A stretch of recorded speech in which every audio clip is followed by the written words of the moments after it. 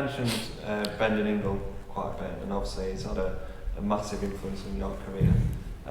Go back to when you drew that world title fight back in Sheffield, and you had a lot of bad press, a lot of bad publicity, and you know, not many people believed in you, but Brendan Ingle did, and he still, you know, I went into the gym the other week and he was saying the story of that, told everyone that you're going to be British, Commonwealth, European and world champion, and he said, why do you think that? He says, I don't think it, I know that it's going to be. What would it like to have someone have that belief in you, and how did you block out everybody else? You know, you've got 100 people telling you that you can't do it. Brendan calls it positive brainwashing. Yeah.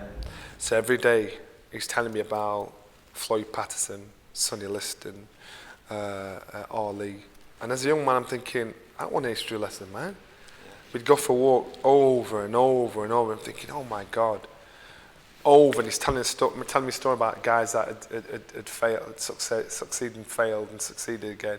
He's telling me all these stories about these people. Subconsciously, it's there. He's telling me stories over and over and over again. When Brendan, you said to me, you're going to be world champion, I thought, you're mad. I can't see what you see. But if you said it enough, I'm thinking, I can actually see a way here. So the stories he's told me, and him telling me what he's telling me, that I'm going to be world champion, I'm thinking, I can actually see an avenue that I can navigate my way through to being a world champion here. And even if I can't, I can actually see, well, that could actually be me. And so in doing that, when everybody said that, you know, everybody said, you're not going to do anything, Johnny. They didn't have my ear, Brendan had my ear.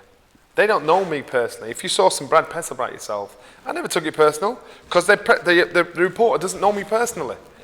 He's telling a story, how he sees it. And that's why, as individuals, we all see things differently.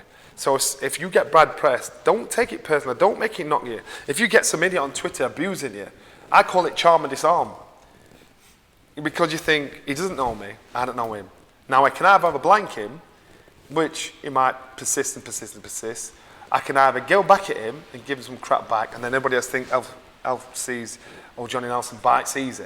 Let's all get him, so you're getting it constantly. Or you charm and disarm. So if you say, Nelson, you're a crap boxer, you say, you know what?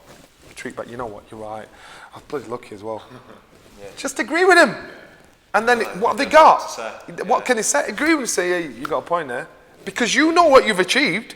You know what you're capable of doing. You know who you are. Brendan knew who I was. So when people said, and this is what he was, the days of walking, talking, this is what he was instilling in me, to say, look, they don't know you. You know, it don't matter what they say. You go in the gym, it's the most politically incorrect place you can ever go in. Black, white, Asian, every religion going, the amount of abuse everybody gets when they're in the ring. But Brendan used to say, it stays in here.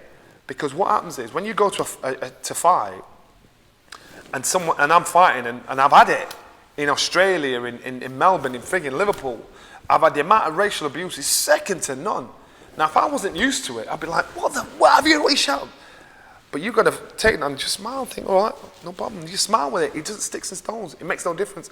Every day in the gym. And if you go in the gym and you hear these things being said, and you think, shit.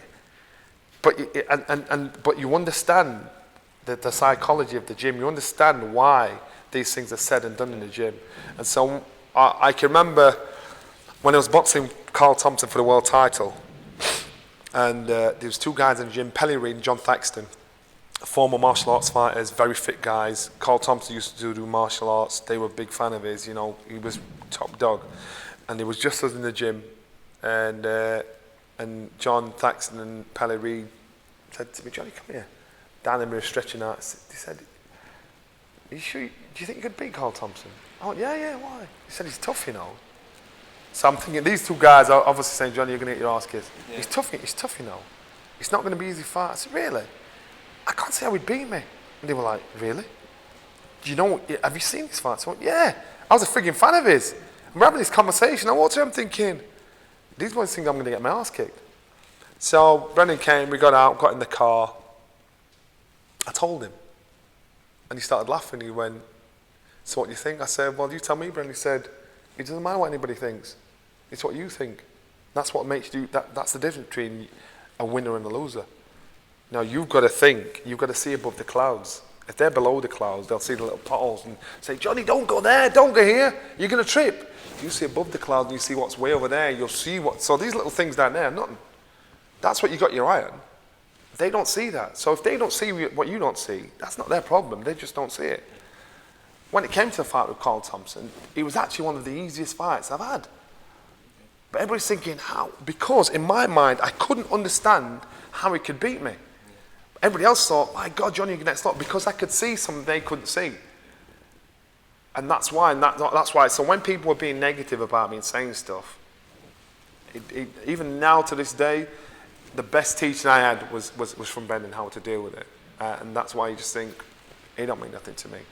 Yeah, and because you know what you're capable of doing. I know a lot of sportsmen that have come off Twitter because of the abuse they get, and I say, you should be ashamed of yourself, because you're the one that's getting up at stupid o'clock in the morning to train.